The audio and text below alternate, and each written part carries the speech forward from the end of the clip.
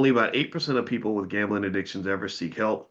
So that means like when people like me start talking, they just turn it off because they think it's never going to happen to them. I understand that.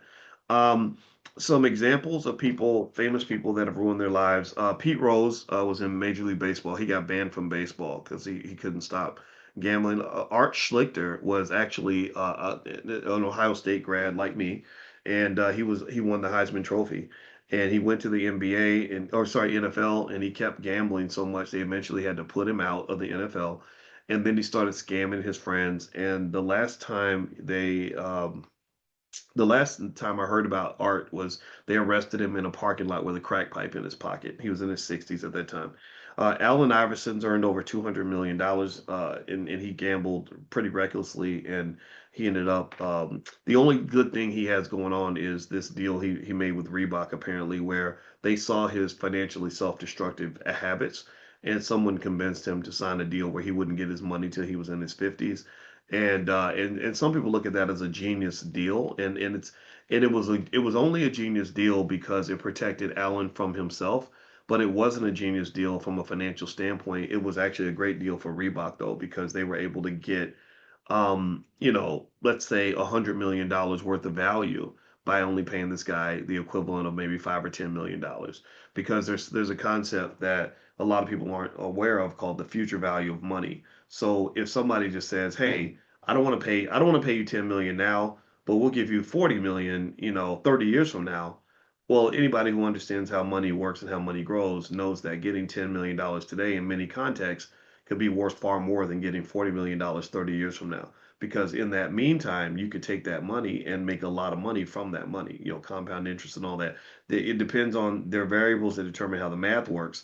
But when I did the math on Allen Iverson's deal, I said, wow, Reebok really got away with something on that, right? It sounds good, right? And it probably is good in the sense that he would have probably wasted the money. So that's where it's good. Where it's not so good, though, is that clearly was not the most optimal use of his financial resources.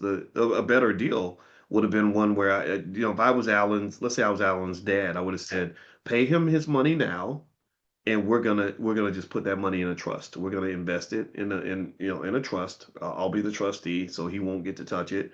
But we're gonna manage that money. We're not gonna let you hold it for 30 years because you're gonna make money from that money during that time. Anyway, there's some other people who've been hit by gambling addictions. Let me see, Charles Barkley. He just lost over $10 million gambling, and I like Charles because he's honest and he called it a sickness, and he warned a lot of young athletes not to follow his path. Remember, Charles hung out a lot with Michael Jordan, and they both were gambling addicts. And Michael can afford to be a gambling addict, so the addiction does not show itself because he's just got so much money that I guess he's able to overcome it. At least that's the appearance that I've seen. But there's nothing really healthy about the level at which he gambled, and the other unfortunate, ugly truth, and I want to be really careful when I say this because I know people that know Michael, and I don't want to be disrespectful, is a lot of people wonder, how did your father get killed on the side of the road randomly like that? Was that a random incident that could have happened to anybody, or was that something that was done to send a message to say that anybody can be touched and that your celebrity will not protect you? I don't know, but I think it's quite logical and reasonable to wonder, like, if you have people, bookies that are owed money and they didn't get their money because you don't think you have to pay anybody, is there somebody out there who said, "Oh no, you're not going to ignore me," right? So this is the part that's the part of it all that gets really messy is when family gets involved